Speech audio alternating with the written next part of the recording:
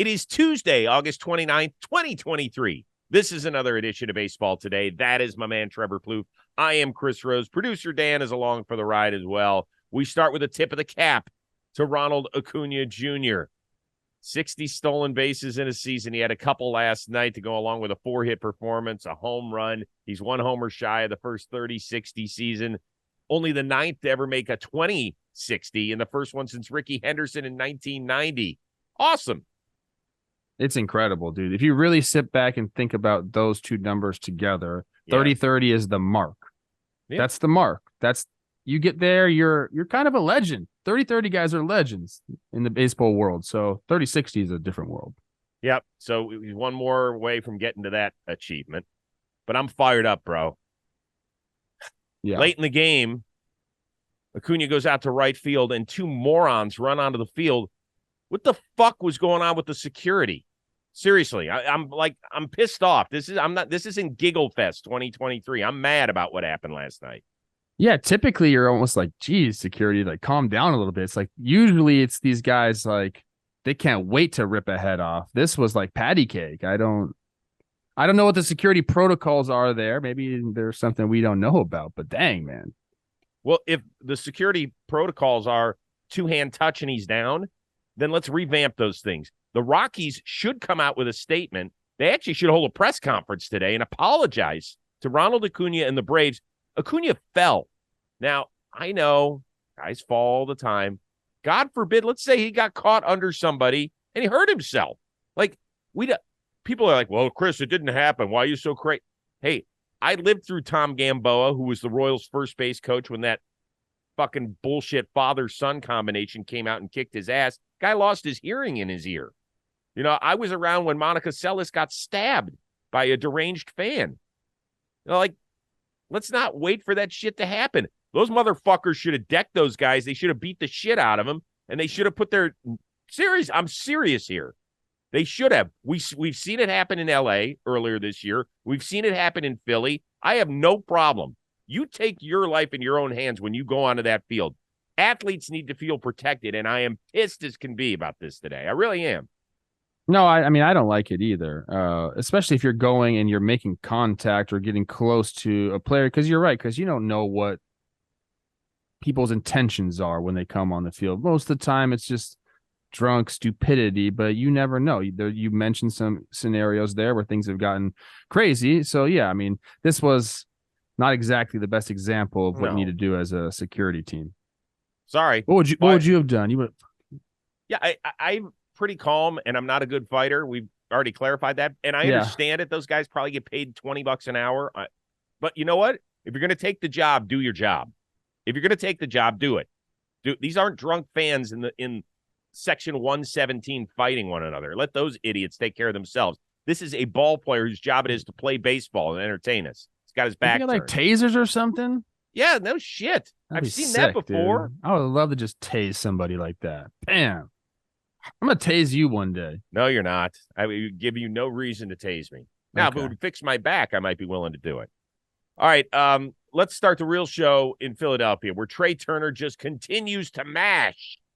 He has 6 home runs in the month of August. Oh, he might have one more. That one's deep to left field. It is gone! Second home run of the night. The Phillies take the lead. It's a 5-3 game. Well, Trea Turner's been crushing it since August 4th. That's the date on the calendar when he received a standing ovation when his OPS was barely 650. Do you think the turnaround is coincidental, or that, it happened because the Philly faithful got up and cheered a guy when he was down on his luck? I think there's more towards the latter than people will give credit to. You know, obviously Trea's continued to work as, you know, he had a difficult start to the year, you know, not up to his standards. He was continuing to work there. So you have to give credit to Trea and to the hitting coaches and shoot the analytical department, all that stuff. Everyone's working to get Trea back. But I will say this, Chris, man, when you're struggling like that, it is a mental thing. And, you know, your body language always isn't there. And it's just it starts to eat at you. You're not yourself, and to get an ovation like that, that'll wipe it clean right there. for that at bat or that game, you get that ovation, you start to be confident again. Like, dang, okay, like the fans want to see me play. Like, like you sometimes you forget that. So I really do believe like that kind of gave him the extra confidence there. Then you get a knock, you hit a homer, like things start to snowball. Then you remember the type of player because people don't forget this is Trea freaking Turner here. Like it was going to turn around eventually, but that little push right there 100% aided him into him doing what he's doing now. I mean, he looks like himself again. Like that swing that we just saw right there, see Rosie, that was what we saw at the WBC, man. Mm-hmm. Confident, beautiful stroke, dude. When Trea Turner's good, I don't know if there's anybody else in the big leagues I want to watch. Yeah, well, that was kind of a tough go. Split hard on that one. Trea Turner, whom we like an awful lot and is an investor here, against Lucas Giolito, of course, from the Rose rotation, and is an investor. So, kind of painful. Nick Castellanos came out and said as much. He was like, do I think that it coincided with it? Like, that's not a coincidence. That's real. He goes, absolutely, it had an effect. And that is a guy who lived it, right? He had a rough first year last season, and then solid playoffs, and now he has continued it into a nice second season in Philly. So that's a guy that has experienced it. I'm curious for two things. One, somebody in the comments section last night, I was on social media, said, people better remember this as much as Philly fan booing Santa Claus. And I thought it was kind of a fair statement. Not every city does this when guys are struggling. Oh, an unprecedented standing ovation kind of out of nowhere. So I think that person was right.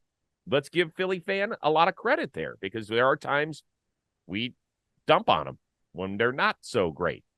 The other part is, do you think that this changes the mindset of some fan bases? They could say, holy shit, this worked in Philadelphia. Maybe we should do this too.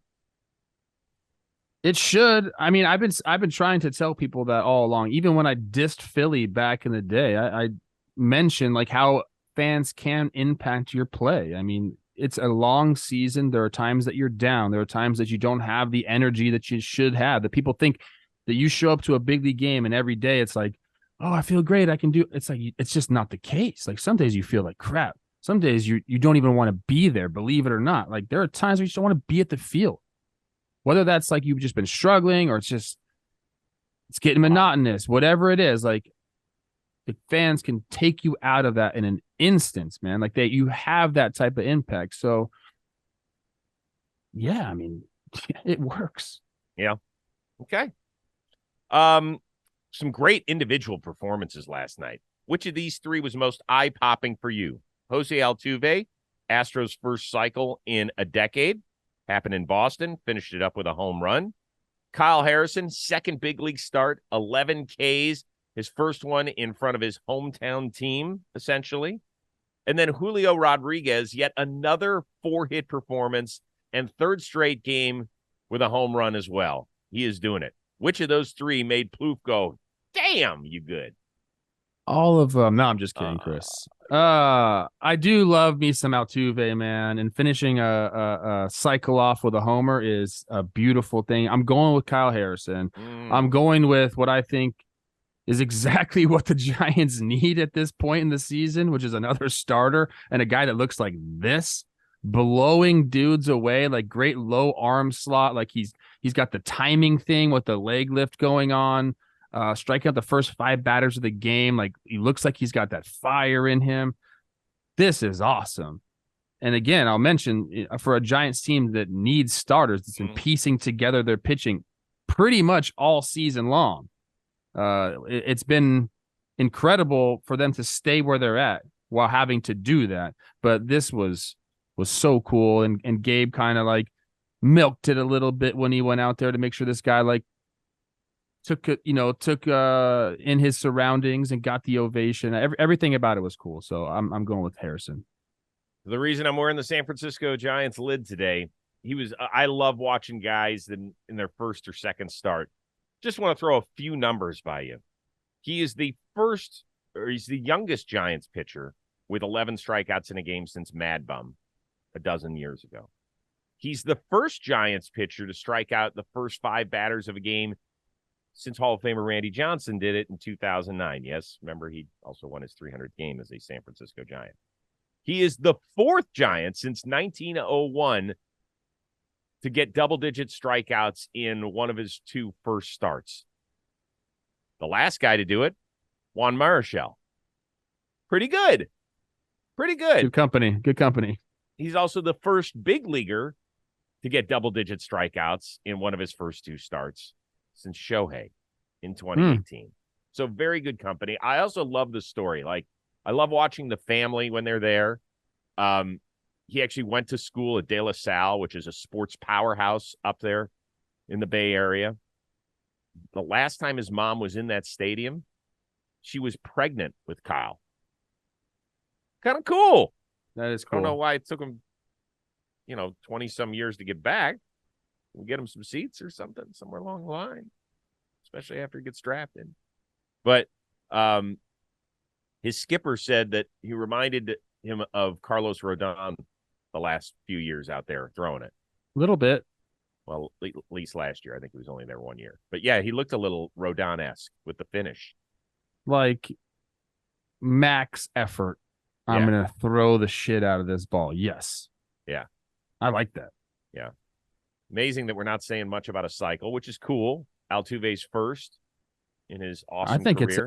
It's amazing. And again, to hit the homer to finish it off. And then I don't know where I saw this, if it was on X or something. Altuve had a chance to earlier in his career for a cycle. He needed the triple, hits one in the gap, is going to make it, and he trips over the base. I remember and he had that. to go back. So, like, hey, man, like, good for you. You got it. He was actually hitting second the last time an Astro hit a cycle. Did you see who it was that did it? Ooh, that's a good question. He was hitting second. Springer? No, Springer hit lead off. Brandon Barnes was the last Astro to hit for a cycle. By the way, Julio, keep doing your thing. Just another 4-hit game. He's done it 3 times in the last 10 games. I love it, man. I love that, like, he's erased anybody's doubt.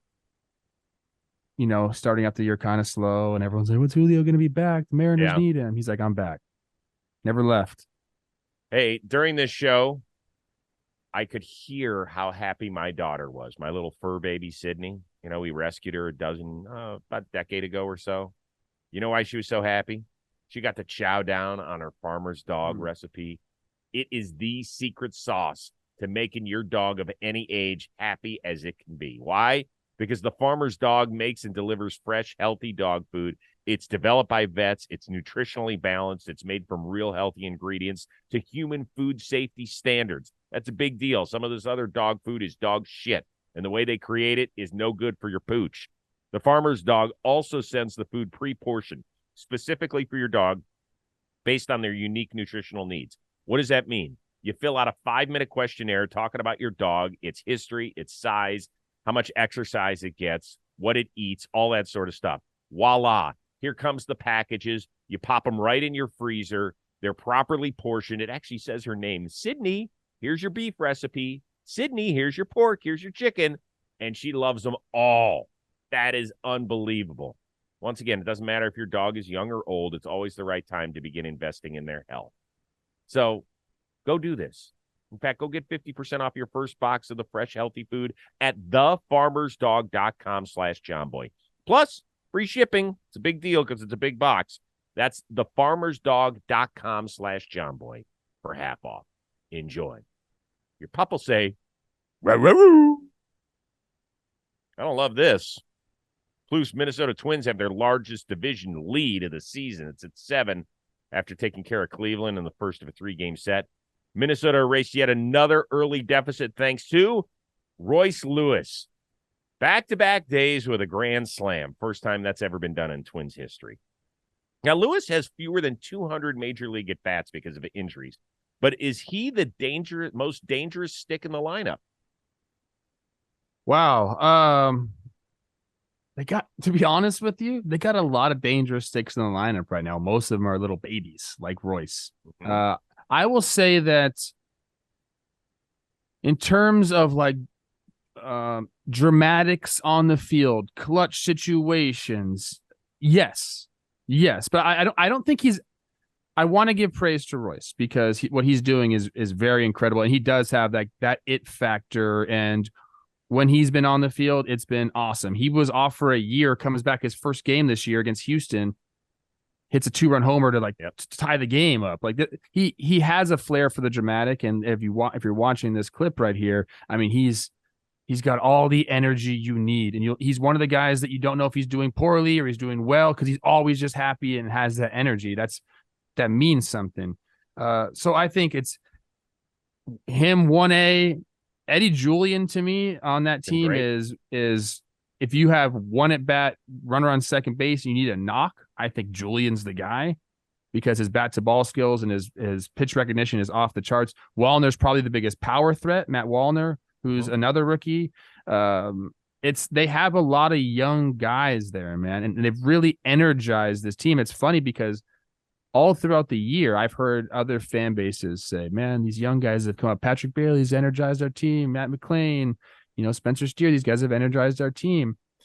I'm seeing it now with the Twins and what these young guys are doing. It is the sheer energy that they're bringing. Now, you have to back that up. You have to perform, which all these guys are doing too. But if Minnesota goes deep into the playoffs or has any success whatsoever, it's going to be because of those guys. Royce Lewis, Eddie Julian, Matt Wallner.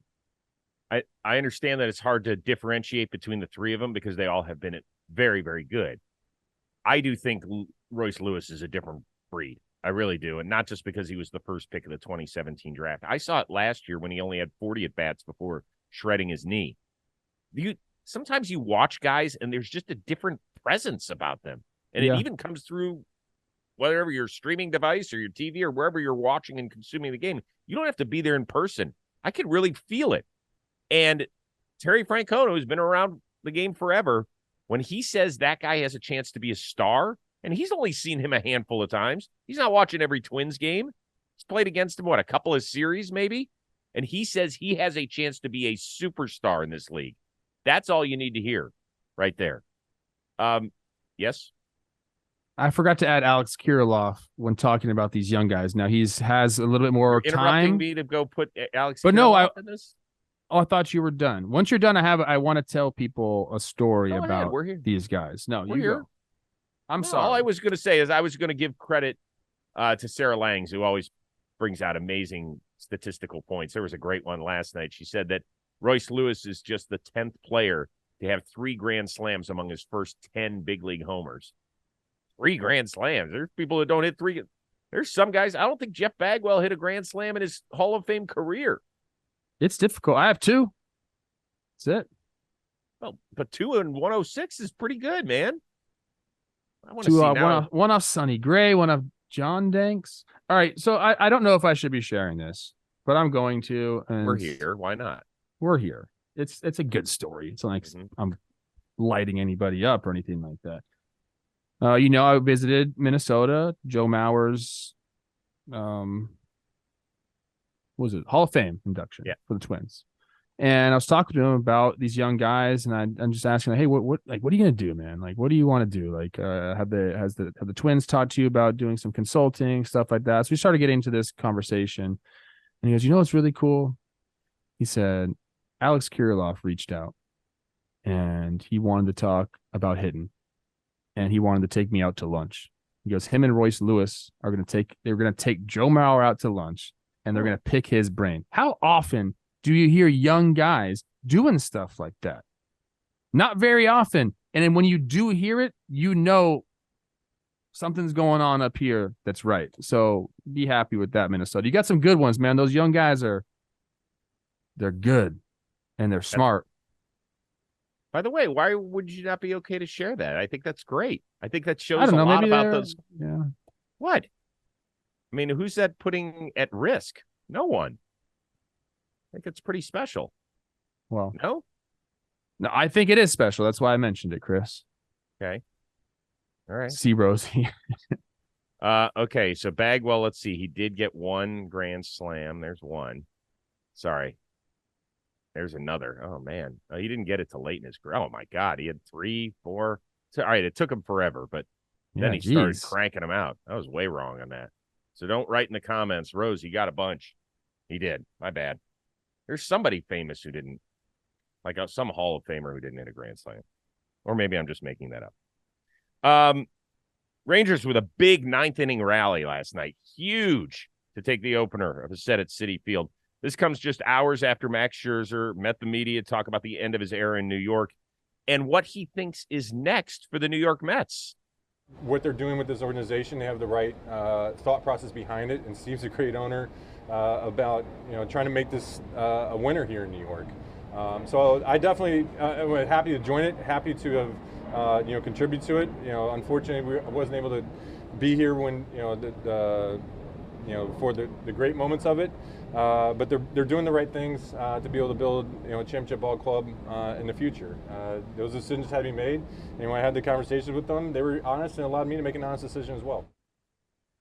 Should Mets fans feel better or worse after hearing Max Scherzer? Why would they feel worse? I mean, that was a glowing review of the organization. That should make them very happy. I mean, he's talking about they're doing stuff to be winners, to have a future there. And really, the Mets have what you need to have to build up your organization, and it's money. Like, you have to invest in the minor leagues. Like, you have to put money into the minor leagues. Some organizations are slow to get there. I think the Mets are going to be able to do it much quicker. That means feeding the guys better. That means making sure the housing is better. That means getting better coaches down there. That means getting more coaches down there. That means getting the facilities updated and making sure everyone has the stuff that they need to progress on their career. Mets can do that quickly because they have an owner with a ton of cash that's willing to spend it. Now, if he's talking about doing that, that's great. I like that he said they're honest. The communication was good.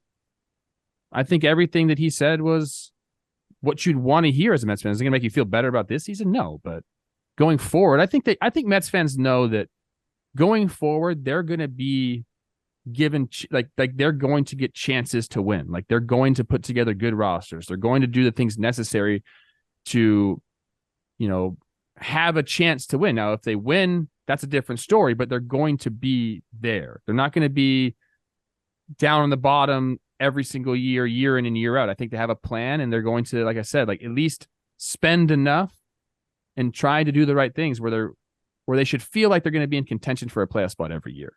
Mm-hmm. I wonder if this is the year where we're going to look back several years down the road and say this is the year that they put together their championship, really, because they were willing to rip off the Band-Aid. Yeah. There's a few teams out there that haven't been, and it might end up costing them somewhere down the line. But the Mets, and we've talked about this, Steve Cohen has done a remarkable job as an owner. Yeah. A remarkable job, right?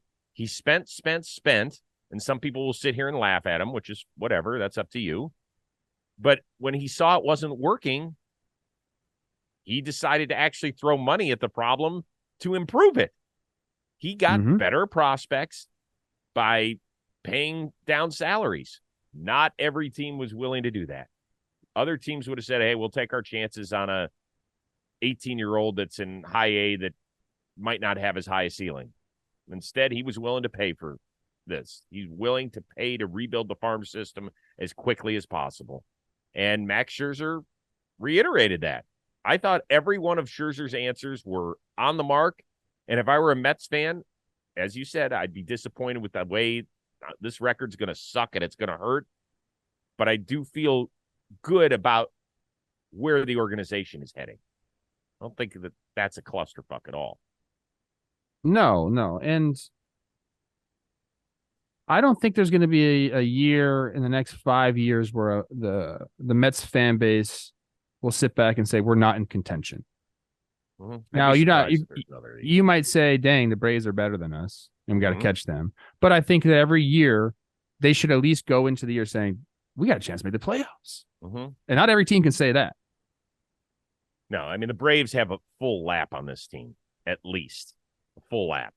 Yeah. And we'll see what they do in free agency. You know there's going to be some aggressiveness. I know. I'm just saying right now is where it stands.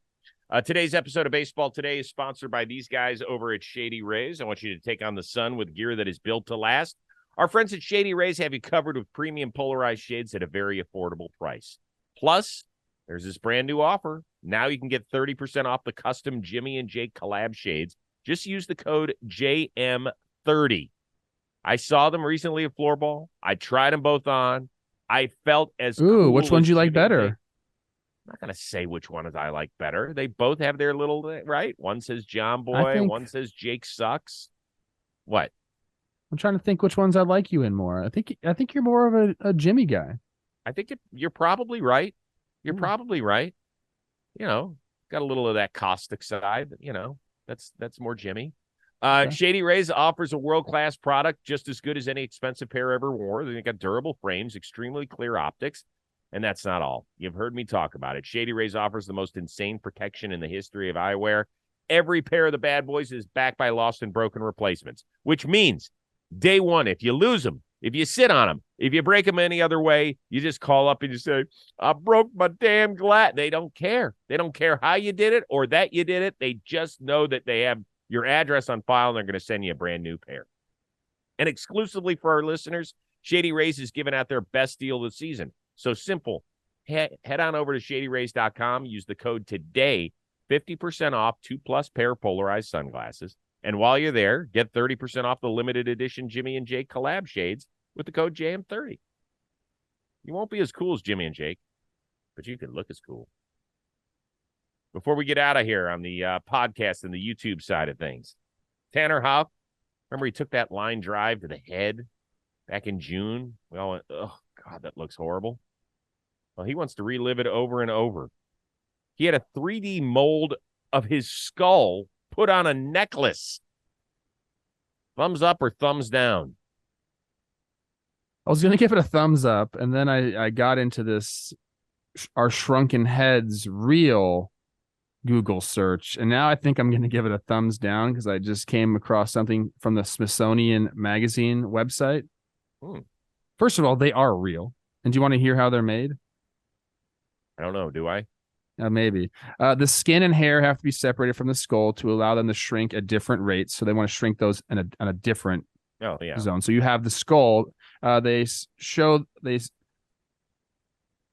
the eyelid shut and the mouth was stuck with a peg, and then they boil the head for a very specific amount of time. I'm good now. I'm good. I used to want a shrunken head. Didn't you? This just doesn't interest me. I'm not so sure I could. Hey, you want to see my skull? It was fractured. Here. I mean, oh, boy. Oh, my gosh. Hey, dude, I'll shrink my head and give it to you if I go before you. Okay. Well, I don't think the odds. Deal. I don't know if you've checked the Vegas lines on that. I don't think it's really good. Can I have your head? I think I'm minus 1,800 on that. You got a big head. I don't know if they can. I don't have a big head. I actually don't. I do not have a big head for guy who's been on television for 3 decades. Usually you have an enormous head. A lot of them are walking bobbleheads, these people in the newsrooms. They like are. Little bodies and huge heads. I'm like big body, not huge head. Okay. 7 1/4 hat size. What's yours? Oh, me too. Yeah. It's not a big head. Okay. No, not at all. Not at all. Quick reminder, you can join us live on the show, and you can give us your thoughts once we're done with the show. We wrap for a half hour every Monday through Friday. Just check our social media because the start times vary, but please join us soon. For our one-of-a-kind producer, Dan Rourke, and the uber-talented, skull-fitting Trevor Plouffe, I am Chris Rose. We will see you Wednesday on Baseball Today.